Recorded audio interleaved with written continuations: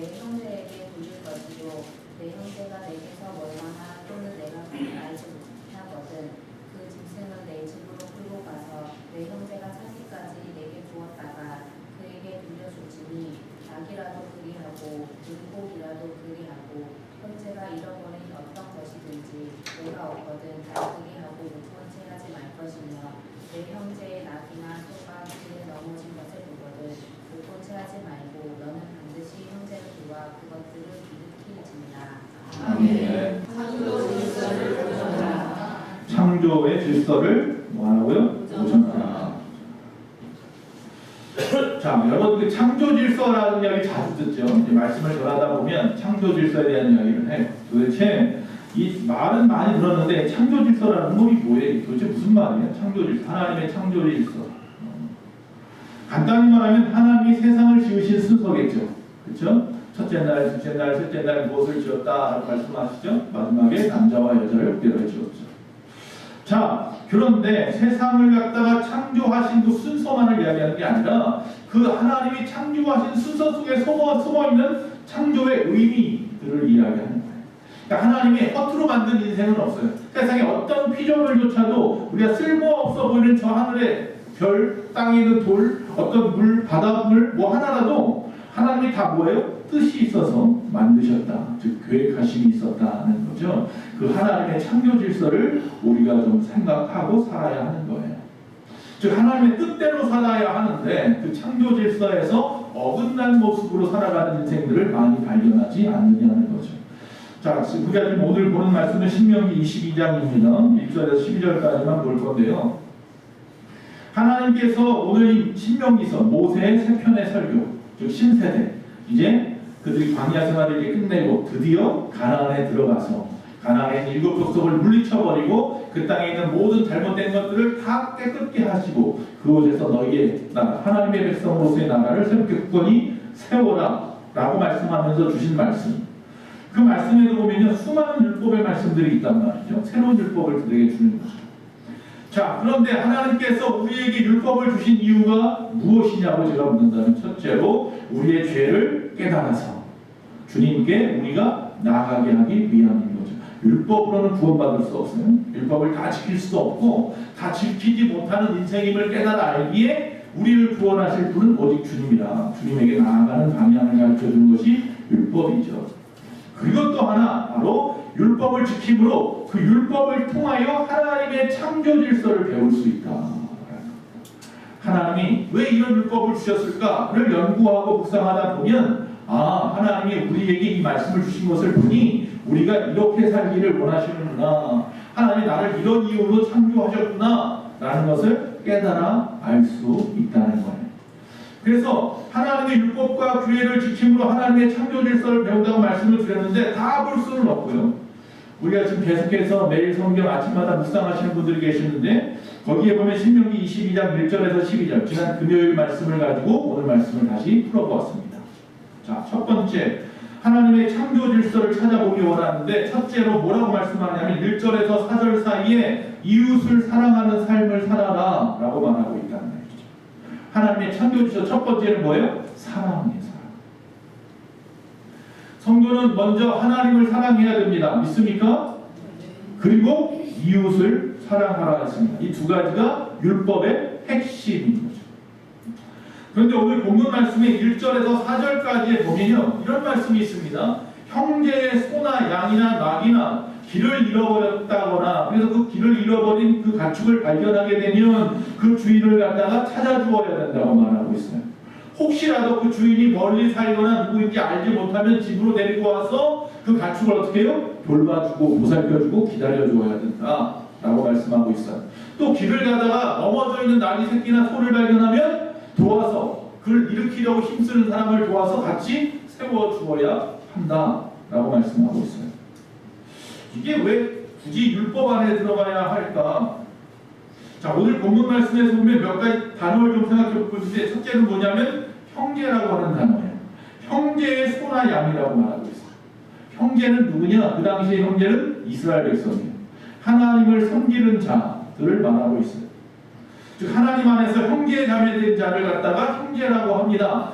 그런데 당시에는 이스라엘 민족이 형제이지만 그러나 성경에 또 이웃이라고 말하죠. 그러나 그 이웃이라는 말은 그럼 또 뭐예요? 옆집 사람이? 제가 항상 말씀드리죠. 세상의 모든 사람이. 왜? 나의 도움이 필요한 모든 사람이 우리의 이웃이라고 성경은 끊임없이 우리에게 말씀하고 있기 때문이에요. 그렇다고 하면 오늘 말씀은 그저 형제에만 국한하지 마시고 우리 주변 사람들 모두를 향하여서 좀 눈을 좀 넓게 펴서 보시고 이야기 말씀을 들었으면 좋겠습니다. 자, 여기서 보면 또 소나 양이 길을 잃었답니다. 소나 양이 왜 길을 잃을까? 그 당시 이 이스라엘 백성들은 유목민들이에요. 다시 말하면 가나안에 들어와서 처음 밭일을 하고 논일을 했지 그 전까지 그들은 광야에서 방목하면서 소와 양을 끌고 다니면서 다녔단 말이에요. 그런 마음으로 역시 마찬가지로 가나안에 들어와서도 소와 양을 또 염소를 뭐 여러 가지 저 가축수를 갖다가 키울 때에 방목해서 키워요. 그러다 보니까 그 중에 몇몇 마리들은 어떻게 해요? 풀을 찾아서 뜯어먹다 가다가다 뭐예요? 무리로부터 벗어나는 양이나 소가 생겨날 수가 있어요. 그래서 이처럼 자기의 무리로부터 벗어나 있는 그 소나 양을 갖다가 발견하게 되면 그 주인에게 끌어다가 주어야 된다는 이야기죠. 자, 우리 주변에도 보면 길을 잃은 양이나 염소, 소는 없을지 모르는데 길을 잃은 사람들이 있어요. 여러분 가족 중에도 있을 수 있어요. 여러분 이웃 가운데도 있을 수 있고요. 한 나라가 그럴 수도 있어요. 다시 말하면 삶의 길을 잃어버린 자들을 발견하거든 어떻게 하라는 거예요? 그 길을 찾아주어야 한다라는 말씀인 거예요. 우리는 못 본 채 하지 말고 그의 삶의 주인 되시는 그 하나님에게로 인도해야 할 책임이 있다라는 말씀인 거예요. 세상에서 길을 잃었다는 이야기는 하나님을 잃어버린 자들을 이야기합니다. 삶의 길을 잃어버렸다는 것은 하나님이 우리를 창조하신 목적을 잃어버렸다는 거예요. 그러니 그런 사람들을 여러분 주변에서 발견하거든 못 본 채 하면 그건 뭐예요? 죄예요. 오늘 말씀에 율법이 정해져 있으니까 죄예요. 우리는 어떻게 해야 된다? 어떻게든지 찾아주어야 돼요. 그가 주인이 누구인지 알 수 있도록 도와주어야 돼요. 우리 삶의 주인이 하나님이심을 그에게 가르쳐주고 그를 그에게 인도해 주어야 할 책임이 우리에게 있다는 말씀인 거예요. 이게 하나님의 창조에서 첫 번째 사랑에 대한 말씀인 거예요. 여기는 그저 생명이 있는 소나 양만 그러는 것이 아니라 의복까지도 그렇다고 했어요. 즉 이웃이 잃어버린 물건을 발견하면 어떤 것이든지 생명이 있든지 없든지 간에 반드시 돌려주어야 한다. 그리고 넘어졌다면 내 소유처럼 달려가서 같이 일으켜 주어야 한다라고 말씀하고 있다는 겁니다. 이 말씀 속에서 또 생각해 볼 것은요. 그냥 어떻게 지나가다가 우연히 발견하는 경우도 있겠지만요. 이 말씀은 사실은 뭐예요? 우리 주변 사람들의 필요를 살펴보고 세심히 돌아보고 도와주어야 한다는 말씀인 거예요. 즉 도움의 손길을 우리가 스스로 내밀어 주어야 한다는 이야기. 하나님은 그것이 곧 내게 한 것이라 분명히 말씀하고 있어요. 아니 나는 옆집 소를 찾아주었을 뿐인데 하나님은 뭐라고 해요? 그 일이 바로 나를 돕는 일이고 내 일이다 라고 말씀하고 있다는 거예요. 자, 이게 무슨 말일까요? 이웃에 대한 어떤 무관심을 이제 사랑에 대한 사랑으로의 관심으로 바꾸어야 하는데, 즉 이웃 사랑이 하나님의 창조의 질서라고 하는데, 즉 서로 사랑하며 살아가는 것이 첫 번째 하나님의 창조 목적이라고 했는데, 그렇다고 한다면 우리들은 이 땅에서 어떻게 해야 되겠습니까? 어떻게 사랑을 베풀어야 하겠습니까? 어떤 의식을 가지고 사랑을 베풀면 좀 쉬울 수 있을까요? 아니면 적극적이 될까요? 뭐 그런 이야기일 수도 있고요. 즉 형제의 소유로만 보지 마시고 그 형제의 소유는 궁극적으로 나의 소유일 수도 있습니다. 또 나의 소유는 또 궁극적으로 그 형제의 소유일 수도 있습니다. 왜? 이 모든 것이 다 누구의 것이니까? 하나님의 것이라. 그러니까 형제가 소나 양을 잃어버렸다는 것은 그것은 형제의 소나 양이 아니라 사실은 그에게 맡기신 하나님의 것이에요. 하나님의 것을 형제가 잃어버렸기에 네가 그 형제가 잃어버린 하나님의 것을 찾아주고 도와주고 이렇게 세워주라 라고 말씀하고 있는 거예요. 결국 우리 모두의 소유는 하나님이 우리에게 잠시 잠깐 맡기신 거예요. 왜? 그걸로 너 혼자 잘 먹고 잘 살라고? 아니요. 그것 가지고 주의 사명을 감당하라고 주신 거예요. 나에게 주신 물질도 재능도 건강도 환경도 하나님께서 하나님의 사명을 갖다 이 땅에서 감당하도록 우리에게 필요한 곳에 필요한 모습으로 다 만들어 놓으신 거예요. 창조하신 거예요. 그러니 아무개 집사님이 아무개 성도님이 아무개가 어떤 하나님이 허락하신 그 소유를 잃어버렸다고 한다면 그는 하나님 앞에 사명을 감당할 수 있는 길을 놓쳐버리는 거예요. 잃어버리는 거예요. 그래서 뭐 하라는 거예요? 도와줘라 라고 말하는 거예요. 의식을 좀 바꾸셔야 합니다. 결국 내가 그 사람을 돕는 것은 그 사람을 돕는 것이 아니라 그래서 예수님이 뭐라고 해요? 그 작은 자, 연약한 자, 가난한 자, 힘든 자, 병든 자를 돕는 일이 곧 뭐 하는 거라고요? 나를 돕는 거라고 말씀하시는 이유가 거기 있는 거예요. 그것이 바로 하나님의 일을 돕는 것입니다. 그래서 우리는 그의 소유와 달란트로 주의 사명을 잘 감당하라고 그가 잃어버린 것들을 적극적으로 찾아주고 도와주어서 그도 우리와 같이 주 앞에 영광 돌리며 살아가면서 하나님의 나라를 이루어갈 수 있도록 협력하며 살아가는 의미가 이 안에 숨어 있는 겁니다. 그래서 잃어버린 형제의 소유에 대해서 내가 존중해 주는 것이 곧 하나님의 소유를 즉 사명을 감당하는 것을 즉 지키는 것이다 하는 것이 하나님 앞에서 그 일로 죄짓지 않도록 나를 지키는 법이기도 해요. 즉 다시 말하면 그 사람을 통해 하나님이 일하시려고 하는데 그것을 잃어버려서 일할 수 없는 사람을 봤는데 그것을 모른 척하는 것은 결국 하나님의 일을 보고도 못 본 척한 일이기 때문에 죄예요. 그래서 우리는 내가 스스로 죄짓지 않기 위해서 하나님 앞에 죄짓지 않기 위해서라도 내 이웃의 잃어버린 것들 길을 잃어버린 삶 우리가 보았으면 도와주어야 하는 것입니다. 결국은 그 사람을 위한 게 아니라 누구를 위한 거예요? 나를. 더 나아가서 신약시대에 보면 형제에 먹을 것이 없으면 또 입을 옷이 없으면 먹이고 입히라고까지 말하고 있어요.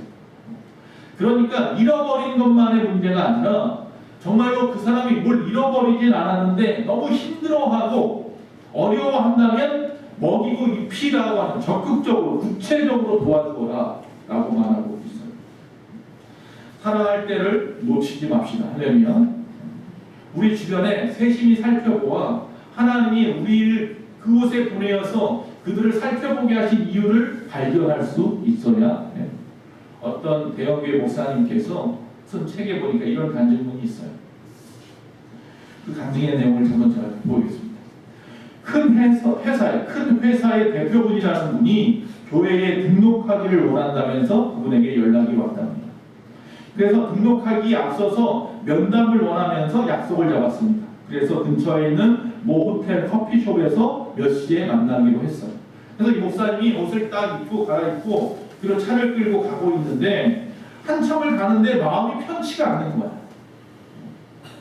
와, 저렇게 큰 기업을 하는 분이 우리 교회에 와서 같이 신앙생활 한다고 하니 얼마나 큰 힘이 될까 그런 마음도 있어서 기쁜 마음으로 출발을 했는데 운전하면서 갈수록 내 마음이 편하지 않아서 운전하면서 하나님 앞에 물어봤습니다. 기도했습니다. 혹시 제가 잘못한 게 있습니까? 하나님, 내가 혹시 잘못한 게 있다면 생각나게 해주세요. 그렇게 기도를 했대요. 근데 불현듯 갑자기 어떤 한 성도가 생각이 나는 거예요. 그 성도는 그 교회를 나오기 시작한 지 얼마 되지 않은 성도였는데 조그마한 사업을 시작했어요. 근데 하자마자 어려움을 당하고 부도가 나서 결국 잡혀가 구치소에 지금 수감되어 있는 상황인 거예요. 그때 예수님의 말씀이 들리는 거예요. 주님의 음성이 막 책망처럼 들리는 거예요. 너는 교회 대표이사를 만나는 일에는 시간이 있고 지극히 작은 자인 불쌍한 교인을 돌보는 일에는 시간이 없느냐 이런 음성으로 들리더라고요. 그래서 브레이크를 밟고 한쪽에 세워놓고 하나님 앞에 눈물 흘리면서 기도했대요. 하나님, 내가 하나님 안에서 사람을 차별하는 사꾼 목사였습니다. 회개했다는 거죠. 그리고 다시 얼마의 시간을 가지고 회개 기도를 하고 다시 몰고 가서 먼저 약속을 했으니까 그분하고 약속을 하고 면담을 하고 곧바로 그 차를 돌려서 어디로 갔을 것 같아요? 구치소로 갔어요. 구치소로 가서 면담 신청하고 기다렸다가 면담을 하는데 저쪽에서 걸어 나오는데 그분이 서로 눈이 마주치는 순간부터 말 한마디도 못하고 그 면회 시간이 다 가도록 엉엉 울었대요. 둘 다. 그리고 돌아왔답니다. 그리고 얼마 있다가 하나님의 은혜로 그가 집행유예로 풀려났습니다. 그리고 지금까지 그 누구보다도 충성된 일꾼으로 교회를 섬기더라는 거죠. 만일 그때에 그분이 면회에 가지 않았다면 훗날 하나님 앞에 섰을 때에 너는 내가 옥에 갇혔을 때에 나를 돌아보지 않았다고 하는 하나님의 말씀, 주님의 그 음성을, 그 책망을 평생 동안 내 마음에 새기고 살아갈 뻔했다라고 이야기를 하는 겁니다. 너무나 가슴이 철렁한 일이라는 거죠. 사랑이 제일이라고 생각하지 않는다면 사랑할 때를 놓칠 겁니다. 그러나 사랑이 제일이라고 생각하며 살아간다면 사랑할 때를 놓치지 않을 겁니다. 참 신기하게도요. 우리가 마지막 주님 앞에 설 때가 다가오면 다가올수록요. 우리가 놓쳐버린 것만 생각나요. 잘한 거는 생각 안 나고 하나님 앞에서 놓쳐버린 것만 생각나서 마지막 주님 앞에 갈 것이 너무너무 부끄러워서 그렇다. 100몇 세까지 사셨던 어떤 유명한 목사님께서 목사님들이 다 찾아왔는데 그 목사님들한테 하신 말씀 하나 설교 잘해. 거짓말하지 마. 그만하셨대요. 내가 평생을 수십 년을 설교했는데 말씀을 전하다 보면 과장하게 되고 거짓말도 하더라는 거예요. 그게 평생 그게 마음속에 새겨져 있는 거예요. 또 어떤 목사님은 저 남한산성에 계실 때 정말 오늘은 내노라는 목사님들이 다 찾아왔는데 마지막 돌아가시 직전에 뭐라고 말씀했어요? 목사님 예수 잘 믿으세요. 그리고 돌아가셨어요. 목사님들 예수 잘 믿으세요. 마지막 그날이 다가오면 다가올수록 우리가 잃어버린 것, 놓쳐버린 것, 책망받을 것만 생각난다니 여러분 오늘 이 순간에 내가 어떻게 해야 될지 어떤 모습으로 주님 앞에 나아가야 할지 생각해 보시고 놓친 것이 없기를 바랍니다. 할렐루야. C.S. 루이스가 이런 말을 했습니다. 당신은 거룩한 성찬을 갖다가 좋아하지만 성찬 다음으로 또 거룩한 것이 무엇인지 아시느냐 물어봅니다. 그것은 바로 이웃사랑이라. 주님 앞에 나와서 예배 시간에 떡과 포도주를 떼면서 성찬식을 하면서 거룩 외치는데 그보다 더 큰 거룩함이 하나 있는데 그건 바로 이웃사랑이라. 이웃을 사랑하지 않고 성찬에 나와서 떡과 포도주를 마시는 자는 주의 피와 살을 함부로 먹고 마시는 것이다. 성도는 이웃에 대한 무관심한 태도를 버리고 세상에서 빛과 소금의 역할을 해야 될 줄로 믿습니다. 두 번째, 하나님의 창조 질서는 뭐냐면 사랑이라는 것이 첫 번째라면 두 번째는 생육하고 번성하는 겁니다. 자, 5절 말씀에 보면 좀 엉뚱해 보이는 말씀이 하나 있어요. 여자는 남자의 복장을, 또 남자는 여자의 복장을 입어서는 안 된답니다. 여러분 한번 속으로 손 직접 들지 말고 속으로 한번 손을 들어보세요. 나는 남자인데 여자 옷을 입어봤다. 나는 여자인데 남자 옷을 입어봤다. 모든 사람들은 한 번쯤 다 입어보세요. 어렸을 때라도 내 의지와 상관없이 우리 엄마가 아빠가 나 예쁘다고 남자인데도 여자 옷을 입혀봤다. 여자인데도 남자 옷을 입혀봤다. 아니면 요새 뭐 TV 드라마나 뭐 이런 뭐 영화나 이런 것들 보면 변장들 많이 하죠. 남자가 여자로 변장하고 여자가 남자로 변장하고. 근데 오늘 말씀해 보니까 그러면 뭐예요? 안 된다. 그러면 안 된다. 근데 이 말은 또 이해가 안 되는 부분이 하나 뭐냐면 아이러니한 것이 그 당시 예수님 당시에는요 남자 옷, 여자 옷이 특별히 구별되지도 않았어요. 남자나 여자나 그냥 팔 들어가는 구멍이 있고 목 들어가는 구멍이 있는 틈으로 된 원피스 입었단 말이에요. 그런데도 불구하고 뭐예요? 여자 옷이랑 남자 옷을 교차해서 서로 간에 입어서는 안 된다라고 말하고 있어요. 이게 무슨 말이에요? 옷을 입어서는 안 된다는 것에 초점을 맞추면 안 되는 것이고요. 이것은 남자는 남자로서 여자는 여자로서의 구별된 삶을 살아라라고 말씀하는 것이에요. 이게 두 번째 창조 질서예요. 남녀를 다르게 창조하신 하나님의 창조 질서를 보존하라라고 하는 거예요. 즉 남자를 왜 하나님이 만드시고 여자를 왜 하나님이 만드셨을까에 대한 창조 이유를 확실히 알고 그 의미를 알고 그 의미대로 보존하며 살아야 된다라고 말하는 거예요. 근데 오늘 말씀에는 분명히 뒤에 뭐라고 붙어있냐면 이같이 하는 자, 남자가 여자 옷을 입고 여자가 남자 옷을 입는 자들을 내 하나님 여호와께서 말하는데 뭐라고요? 가증한 자라 한다고 했어요. 가증한 자. 가증하다는 이야기는 역겹다, 혐오스럽다, 비호감이다 이런 뜻이에요.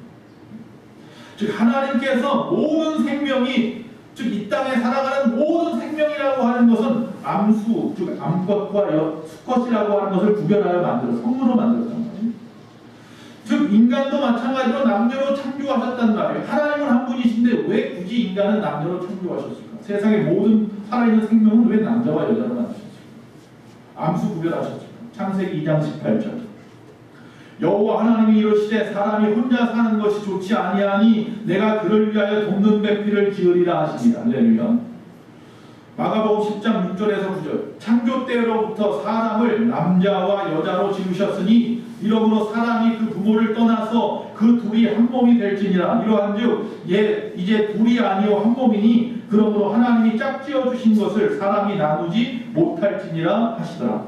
그래서 여러분 결혼은 100번, 1000번 기도하고 해야 되는 거예요. 창세기 2장 28절 하나님이 그들에게 이르시되 생육하고 번성하여 땅에 충만하라. 그 이유 때문에 남자와 여자를 만들어 주셨어요. 즉 생육하고 번성할 이유가 없다면 하나님은 우리를 남녀로 구별하여 만드시지 않았을 것입니다. 하나님의 창조의 질서에 어긋난 동성애는 그래서 하나님의 말씀 곳곳에서 우려하고 있습니다. 그러나 중요한 것은 분명히 앞에 전제하는 말씀들을 우리가 읽었잖아. 남의 집의 양과 소를 어떻게 하라고 그랬어요? 외면하라고 그랬어요? 터부시하라고 그랬어요? 비난하고 질타하고 손가락질하라고 그랬어요? 일으켜 세워주라고 했어요. 주인을 찾도록 도와주라고 했어요. 할렐루야. 그게 전제 조건. 창조주에서 첫째는 뭐예요? 사랑이에요. 그리고 그 위에 생육하고 번성하는 거예요. 그렇기 때문에 우리는 그들을 갖다가 멸시하거나 외면하면 안 됩니다. 모른 척해서도 안 되고 그냥 너 죄인이야 라고 책망만 해서도 안 됩니다. 그들도 우리와 같은 하나님의 창조물임을 인식하고 이제 바로 앞에 나와 있던 4절 말씀대로 형제의 낙이나 소가 넘어진 것을 보거든 못본치 하지 말고 너는 반드시 그 형제를 도와 그들을 일으킬지니라. 형제의 낙이와 소가 길을 잃었거든 너희는 반드시 그 주인을 찾아줄지어다. 하나님을 찾아주어라. 그들에게 하나님의 창조 질서를 바르게 가르치고 올바른 삶으로 나아갈 수 있도록 세워주어야 합니다. 그거 하지 못하면서 그들을 향하여 비난하지 마십시오. 그럴 생각도 없으면서 무턱대고 손가락질만 하지 마십시오. 세 번째, 자비를 베푸는 삶입니다. 하나님은 오늘 말씀 속에 보면 인간만 사랑하라고 하지 않고 뭐예요? 동물에 대해서까지 사랑하라고 말하는 거예요. 그래서 그 예를 듭니다. 6절 7절에 길을 가다가 어미새가 새끼나 알을 품고 있거든 그 어미새와 새끼를 한꺼번에 다 가지고 와서 그것을 취하지 말아라. 어미새는 뭐예요? 반드시 놓아주어라 라고 말하고 있어요. 닭장 속에 닭을 잡아먹을 것 같으면 그 새끼를 살려주어야죠. 새끼를 잡아먹을 것 같으면 그 닭은 살려주어라는 이야기일 수도 있겠어요. 이게 어떤 의미예요? 하나님의 창조의 세계에는 모든 대상이 인간이 다스리라고 했다고 해서 착취해도 된다는 이야기는 절대로 아니라는 거예요. 즉 하나님의 창조 세계는 인간의 착취 대상이 아니라 돌보고 보존해야 할 소중한 선물이라는 것입니다. 즉 하나님의 사랑과 긍휼에 의지해서 살아가고 있는 인간이라면 우리도 하나님으로 사랑과 긍휼을 받았다고 한다면 그 은혜를 또한 자연계에도 돌려주어야 한다라고 하는 것입니다. 하나님의 창조 질서는 뭐예요? 동물계에서도 존중받아야 하는 거예요. 여러분 반려견을 키우죠. 그래서 존중해 주어야 합니다. 성경에 보면 수많은 율법 중에 장수의 복이 있어요. 여러분 오래 살기 원하십니까? 두 가지만 하면 됩니다. 성경에 딱 두 가지 가지고 장수하다고 얘기했어요. 첫째는 뭐예요? 10계명이 나와요. 다섯 번째 계명이 뭐예요? 내 부모를 공경하라. 내 부모를 공경하는 것이 장수하는 방법이에요. 또 하나가 오늘 말씀에 나오네요. 7절에 나오네요. 뭐예요? 지금 그 말씀에 어미새와 새끼에 대한 이야기를 하고 계시는 거예요. 다시 말하면 근본은 뭐예요? 자연보호예요. 환경보호, 동물보호예요. 하나님이 창조하신 것들을 보호하라. 그리하면 내가 장수하리라. 할렐루야. 어려운가요?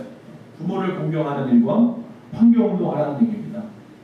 동물들을 갖다가 존중해주라. 생물을 존중해주어라. 생명체를 존중해주라. 그것이 뭐예요? 이 땅에서 장수하는 방법입니다. 그리고 다음 또 나와 있는 말씀에 보니까 새 집을 지을 때, 집을 새로 지을 때에 그 지붕 위에다가 난간을 만들라고 합니다. 난간을 만들. 왜 그러냐면 그 당시 사람들이 지붕 위에 많이 올라갔어요. 저녁에. 뭐 별을 보러 올라가는 게 아니라 기도하러 올라가고 교제하러 올라가요. 그리고 휴식을 취하기 위해서 지붕 위에 많이 올라가요. 그래서 지붕을 만들 때는 무조건 뭐예요? 난간을 만들어라. 지금처럼 뭐 멋있는 난간들 아니더라도 옆에다 그냥 콘크리트처럼 진흙을 갖다 발라서 단 몇 센치라도 이렇게 만들어서 구별되게 해서 어두울 때나 이럴 때 헛디지 않도록 조심하게 만들어라 라고 말하고 있습니다. 아니 뭐 굳이 율법에 이런 것까지 세세하게 쓸까? 난간이야 그 사람이 알아서 하는 거지. 뭐 난간 만드는 법, 교회 집 건축법까지 성경에 보면 세세하게 나와 있어.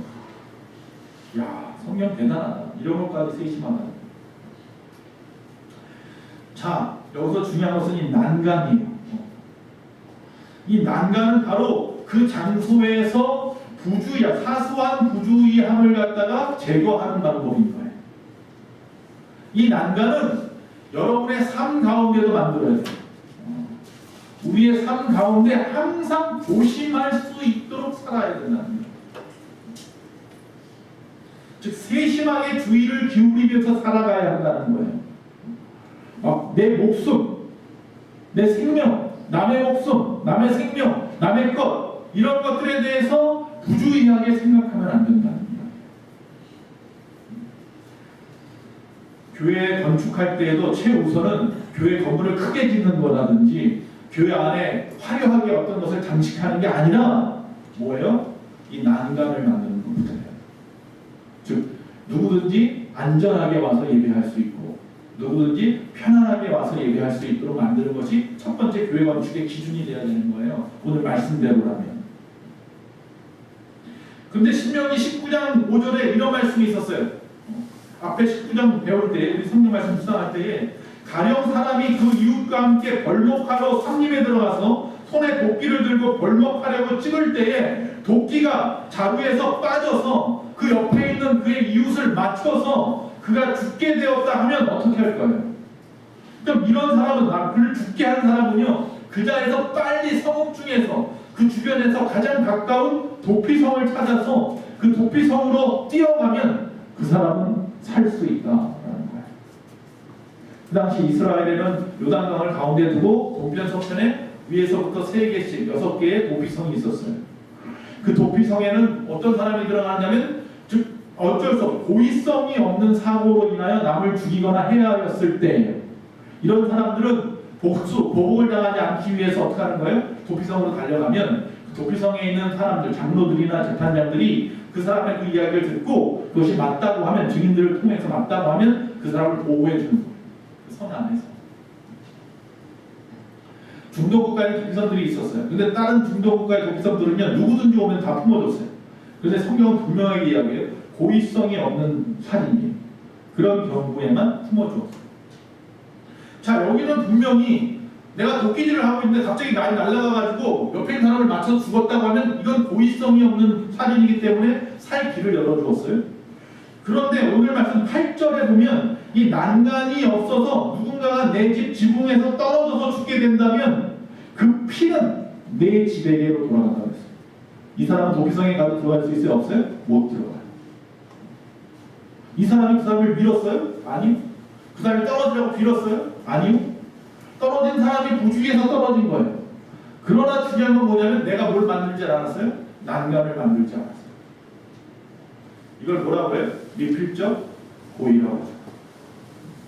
다시 말하면 결과가 발생하는 것에 대해서 확실히 벌어질 수 있는 일이라고 예견할 수는 없어요. 저 사람이 떨어 죽겠지라고 예견할 수는 없어요. 그러나 중요한 것은 그럴 가능성이 인정되고 그럴 수 있다고 인식하잖아요, 내가. 그런데도 모른 척했다면 그건 고의적, 비필적 고의 사고, 죄의 양은 작을, 형량은 적을지 몰라도 똑같은 사고. 성경은 그렇게 이야기하고 있는 거예요.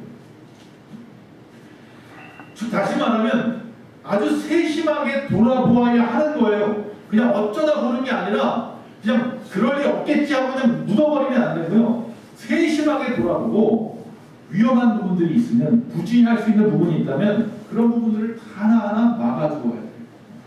이게 적극적으로 자비를 베푸는 거예요. 내가 가난한 사람을 찾아가서 뭘 도와주는 것만 자비를 베푸는 게 아니라 누군가가 위험을 당하지 않도록 도와주는 모든 일들이 자비를 베푸는 거예요. 길거리를 가다가 차가 다니는데 갑자기 푹 파여 있는 것들이 있잖아요. 그 차 잘못 들어가면 타이어가 터지고 잘못하면 뒤집어지거나 사고가 날 수도 있잖아요. 그러면 받는 대로 나만 피했다고 해서 피했으니까 라고 가면 안 되는 거예요. 거기에 누군가가 빠질 것이라고 예견할 수 없지만 분명히 누군가 빠질 수 있다는 것을 인지할 수 있다는 말이죠. 그럼 이게 뭐예요? 미필적 고의가 되는 거예요. 그건 뭐야? 죄예요. 그리고 우리가 적극적으로 우리 주변을 세심하게 살펴보지 않는 것은 뭐예요? 죄예요. 그래서 우리는 항상 우리 주변에 뭘 만들어야 돼? 난간을 만들어야 돼. 극단적인 이기주의 시대에 우리는 너무나도 부주의한 삶을 살고 있지 않느냐는 거예요. 세심하게 남을 배려한다는 거 너무 어려운 것 같지만 그렇지 않습니다. 자비를 베푸는 삶, 하나님의 말씀대로만 살아가면 됩니다. 하나님의 피조물에 대할 때 우리가 그 피조물을 사랑하는 것과 그 피조물의 인격을 존중해주는 마음만 있으면 됩니다. 마지막 네 번째, 순결한 삶입니다. 자, 9절 이후에 보니까 11절까지 보니까 포도원에서는요 두 종자를 섞어서 뿌리지 말랍니다. 같은 종자끼리. 그래서 무화과 나무와 포도랑 같이 심지 말라고 말하는 것까지. 또 소와 나귀는 같지 않잖아요. 소와 나귀를 한 결의로 지게 하지 말랍니다. 둘을 갖다 같이 엮어가지고 이랴 하고 막 돈 갈고 밥 갈고 이러지 말라는 거예요. 소는 소끼리, 나귀는 나귀끼리. 또 양털과 배는 섞어서 짠 의복을 입지 말라고 해요. 이건 언제든지 쓰러질 수 있어요. 자, 하나님은요 창조하신 대로 보존해야 하며 또한 영적으로 혼합되지 않도록 순수성을 유지하라고 말씀하는 거예요. 순수성을 유지해야 돼요.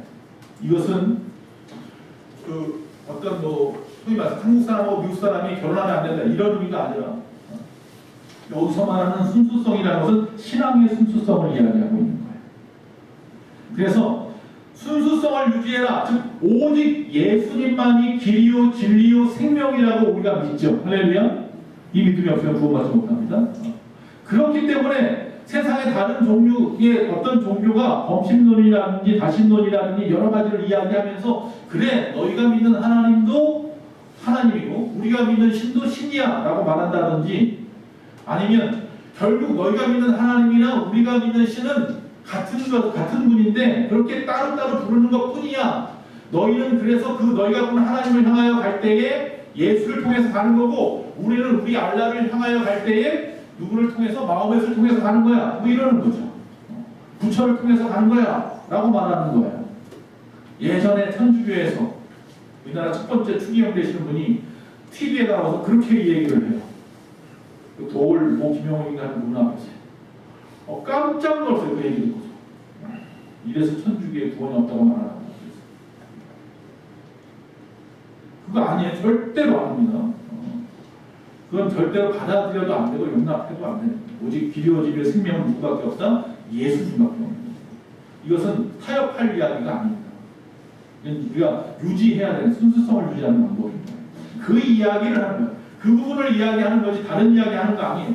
즉 가나안의 종교와 우리의 하나님을 믿는 그 하나님 여호와 신앙이 혼합될 수 없다는 거예요. 그것은 뭐예요? 가증한 거예요. 그런데 많은 나라들이 신앙이 들어가면서 그들의 신앙들을 갖다가 융합해가지고 토속 종교와 그 하나님을 믿는 그 믿음의 신앙이 연합되어서 잘못된 모습으로 서 있는 나라들이 얼마나 많은지 몰라요. 그러면 안 된다. 성도는 하나님의 창조 세계를 돌아보고 하나님의 백성으로서 순결해야 됩니다. 즉 믿음만 순결해야 되는 것이 아니라 내 삶도 순결해야 되는 거예요. 교회 안에서만 거룩한 척이 아니라 세상에 나가서도 마찬가지. 그러지 아니하면 그것은 뭐예요? 양털과 배실이 함께 붙는 것과 똑같은 것이고 똑같은 땅에다 양쪽에 다른 종자들을 다 섞어 뿌리는 것하고 똑같은 거예요. 다 안 됩니다. 이것도 안 되고 저것도 안 되고 다 깨어질 것들이에요. 우리의 하나님의 창조하신 그 질서대로 우리를 이끌어가는 것이 그래서 율법입니다. 율법이 엄해 보이고 힘들어 보이고 야, 뭐 이런 것까지 지켜야 돼? 라고 말할지 몰라도 그 자신은 뭐예요? 하나님의 창조 질서를 유지하기 위한 안전장치인 거예요. 그래서 율법을 지키는 거예요. 결론입니다. 12절 말씀만 읽고 마칠 텐데 12절 말씀이 이렇게 말합니다. 너희는 너희가 입은 겉옷에 내 귀에 술을 만들지 말라. 수술 같은 거죠. 한번 사진 한번 보여주세요. 자, 옷을 입어요. 이 입는데 이 겉옷에다가 내 귀퉁이에다가 수술을 갖다 달아요. 4개로. 근데 이렇게 해서 만들어서 입으래요, 옷을. 아니, 옷 입는 것까지 간섭해요. 하나님께서. 그 남자와 여자와 묻지 마라 이해했어요. 그래서. 근데 이제 또 옷 입는 것까지 또 간섭을 합니다. 어떻게 만들어서 입으라. 자, 이 뇌 귀에 있는 수술을 뭐라고 하냐면 찌치트라고 해요. 치치트라고 하고 찌치트라고 하고 하여튼 히브리 발음인데. 근데 이 히브리어에는요 각 단어마다 뭐예요? 각 그 알파벳마다 숫자가 있어요. 숫자가. 그 찌치트라는 말은요 숫자가 600이에요. 600. 단어를 다 합치면. 자, 근데 이 수술을 만드는 방법은 어떻게 만드냐면 옆에 나와 있지만 매듭을 묶어요. 몇 개로? 5개. 5개 매듭을 묶고 그 줄은 몇 개요? 8가닥. 8가닥을 5개의 매듭으로 묶어서 수술을 4군데다 달아요. 자, 앞에 600이라고 했죠? 찌트라는 단어의 뜻이. 거기다가 5가 있죠. 그렇죠? 5매듭을 하죠. 그리고 몇 가닥이라고요? 8가닥이죠. 다 합치면 뭐예요? 613이 됩니다. 일부러 그렇게 하는 거잖아요. 이것도 청색이에요. 청색은 무슨 색이냐면 하늘색이에요. 하늘의 것을 잊지 말라는 게 수술이 다니면서 막 출렁출렁 거리잖아요. 옷에서. 그러면 기억하라는 거예요. 좀 이따 또 말씀드리겠지만. 613은 무슨 숫자냐? 성경에 나와 있는 모든 율법이에요. 성경에 있는 율법을 다 세어보면 율법과 규례를 다 세어보면 모두 몇 개라고요? 613가지예요. 그 중에 365가지가 하지 말라는 거예요. 매일마다 365일이죠. 하나님의 말씀 가운데 하지 마세요. 제발. 그 248개가 하라는 거예요. 하지 말라는 것과 하라는 것을 다 합쳐놓으니까 600가지예요. 613가지. 그걸 의식하라고 옷에다 달고 매일같이 율법을 뭐하라는 거예요? 기억하라. 그 당시 방법이 또 하나 있어요. 뭐예요? 머리에다가 여기다 테플린을 달아요. 가죽으로 띠를 띠고 가죽 함을 달아요. 거기에 하나님의 말씀 신명기가 들어있잖아요. 하나님의 말씀을 기억하라. 그걸 하고 다녀요. 또 집 앞에 문 설 때다 못 한다고 했어요? 통을 하나 치약통 같은 걸 하나 달아놓고 거기다 또 말씀 두루마리 집어넣었어요. 그게 뭐예요? 매주자예요. 그러니까 들어올 때 나갈 때마다 그 사람들 그걸 항상 손으로 만지거나 바라보고 기도하고 나가고 들고 가고 나가면서도 하나님을 기억하고 들어오면서도 하나님을 기억하고 이스라엘 백성은 그렇게 철저하게 하나님을 기억하면서 살았어요. 그런데 왜 또 찌찌들까지 또 주느냐? 민수기 15장 39절 말씀입니다. 이 술은 너희가 보고 여호와의 모든 계명을 기억하여 준행하고 너희를 방종하게 하는 자신의 마음과 눈의 욕심을 따라 음행하지 않게 하기 위함이라. 이 옷을 입고 음행하러 못 간다는 거예요. 생각해 보세요. 스님이 머리 깎고 순복 입고서 음행하러 못 간다는 거예요. 너의 마음을 지키고 내 눈의 욕심을 지키는 거예요. 그래서 이 옷을 입고 다니라고 하는 거예요. 예복과 같이 거룩한 예복처럼. 우리가 직접 지금은 이 옷을 입지 않지만 우리도 영의 옷을 입었다 생각하시고 세마포 옷을 입었다 생각하시고 늘 하나님의 말씀을 기억하면서 살아야 돼요. 내가 창조의 질서대로 살아가고 있는지. 신약에서는요, 예수님이 그런데 이 옷을 입은 사람들을 책망해요. 이 수술을 길게 치렁치렁하게 달고 다니는 사람들 보여주려고, 과시하려고. 나 이런 사람이야. 바리새인들, 종교 지도자. 그래서 마태복음 23장 5절에 그들의 모든 행위를 사람에게 보이고자 하나니 곧 그 경건띠를 넓게 하며 옷을 길게 하고, 사람에게 보이려고 하면 절대 안 되는 거. 우리의 신앙은 지금 어떤지, 하늘을 상징하는 이 값비싼, 되게 비싼 성색깔, 색깔 염료가 비싸단 말이에요. 그럼에도 불구하고 이 값비싼 청수를 옷에 달므로 하나님 말씀에 대한 존엄성을 상기하고, 죄를 멀리하고, 하나님을 경외하고 또 순종하게 하려는 목적이 있다. 그래서 앞에 11절까지 쭉 나와 있는 창조 질서의 말씀을 한 다음에 갑자기 12절에 가서 옷 수술 이야기하는 것은 이 모든 것을 뭐예요? 기억하라. 그래서 하나님의 창조 질서대로 살아가라. 그래서 우리에게는 나만의 찌찌뜨가 필요해요. 이렇게 수술 달고 다니지는 못할지 몰라도 요새는 수술 다는 대신에 팔찌를 같은 거 다는 이런 수술로 해서 만들었습니다. 어쨌든 간에 우리 나만의 찌찌뜨가 필요한데, 즉 이것은 연약한 피조물임을 스스로 고백하고 하나님 앞에서 하나님을 온전히 순종하며 살아가기 위해서 우리가 몸부림치고 살아가기 위한 애씀이 좀 필요하다는 거예요. 그래서 주님께서 우리에게 주신 찌찌뜨가 하나 있어요. 뭐예요? 십자가 주셨잖아요. 할렐루야. 이제는 뭘 잡아야 돼요? 십자가를 잡는 거예요. 찌찌뜨를 통해서 우리의 창조 질서, 하나님이 나를 어떻게 창조하시고 내가 이때서 어떻게 살아야 하는지에 대한 방법을 가르쳐 주셨다면, 이제 우리는 십자가를 붙들고 이제 구원의 삶, 하늘나라를 향한 소망을 가지고 살아가야 될 줄로 믿습니다. 그래서 하나님의 창조 질서대로 살고 하나님을 기뻐하는 저와 여러분 되시기를